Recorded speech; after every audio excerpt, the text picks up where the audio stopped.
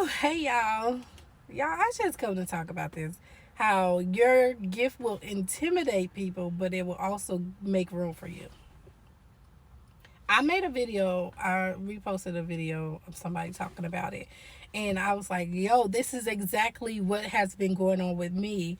I, all my life, I've always had to deal with dimming my light so other people can shine because they were intimidated by my gift.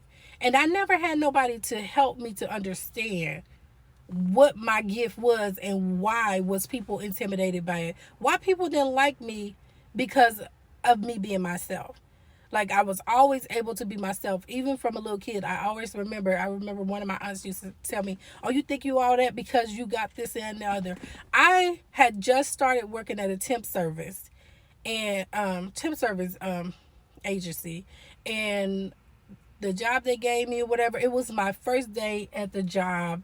And I was driving my car and I said I was going to go and look at new cars. I work near the car lot.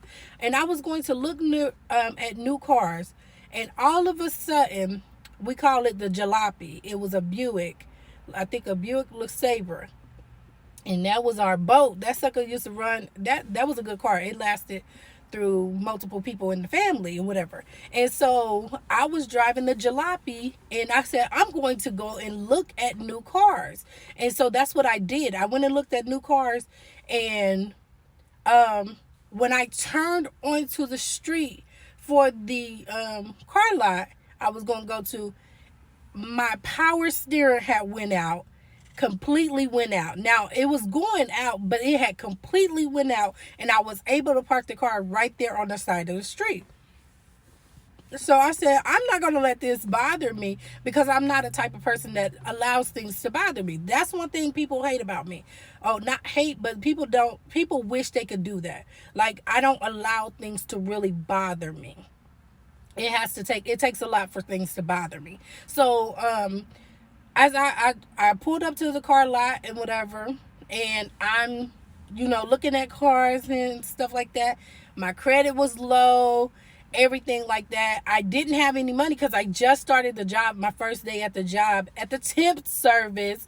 And so I go inside and the people was like, oh, well, we can't do anything for you. And so this one man, he came up to me, he became my friend and whatever. And he came up to me, he was like, oh, you looking for a car? And I said, already told me they can't help me or whatever. So I'm just over here looking at the cars, not looking for a car. He said, I can get you a car today. I said, look, I don't have any money to put down on no car today. I don't have anything. I just started a job at the temp service. And he said, what does a temp service do for you? And I said, they find you jobs. And he was like, oh, so if they found you this job, they gonna find you another one. So you'll have the money to put towards the car. And I'm like, but I don't have it today, and I know you need a down payment today. He's like, okay, let's go in here and whatever. I said, also, I am in school, and I do get a school check and whatever, whatnot. But I don't get a school check for another 3 months. And so he was like, okay, well, that's fine too. You could use that as your income as well. And I was like, oh, I didn't know that. And I didn't tell them other people that. And he was like, okay, come in. So we went in there and whatever. He did the numbers and whatever, whatnot. He got me a 2007 Ford Fusion with, I think it had like between 40 and 60,000 miles on there. Perfect. Really nice white. I named her Blessing. I was able to walk out of that place with that car with no money down, and my payments were only $240. No, was it $240? My payments was not even $200 yet. They were $193. Yeah, $193 for my car. And so I was like, oh, I will be able to make these payments, even working at the temp service. I didn't have to put no money down, but they said, can you bring in a deposit? and they knocked my deposit down from 1,500 to 1,000, and I was like, oh, look at God, this has to be a God thing, right? So I'm like, yo, this is nothing but God, because I was just coming to look at the cars, not to get a car, and I was able to drive off the lot with the car. And guess what the jalopy did? The jalopy started working. The power steering started working. So I know that was nothing but God, right? Me, I'm always saying God did it. This is a God thing. This is a God thing. And everybody like, no, you always saying what God doing and all this. Yes, because God is doing it. Like, people made it to where I was starting to be like, I'm not going to tell them that God did this, because like, people didn't want to hear it no more. Like, they tired of hearing, like, I've been asking God for the car all this time and God do it for you. Like, the way it happened, people was mad, like really mad. So I went, I was living with my grandma at that time, and I had went back to my grandma to show my grandma the car or whatever, and show my cousin who was living there, whatever. And my aunt was there, and she was just like, how'd you get that car and whatever. And so then I even started telling, because at that time I was young and whatever. And so the man that actually got me the car, that helped me get the car or whatever, he, the salesman, we became friends or whatever. So I was doing this for him. I should tell this, but I am, because I don't mind telling my story. This is a part of my story, and this is what some people love about me, because I always come back on the story. So the thing was, I would wash this man's clothes. We never did nothing sexual or anything like that, but I would wash his clothes, and I would hang his clothes up. Boy, I was doing this for this man, and he wasn't doing what was he doing for me? He was paying me. That's what he was doing. He was paying me to do this stuff. Like, I'm like, what was he doing for me? He was actually paying me.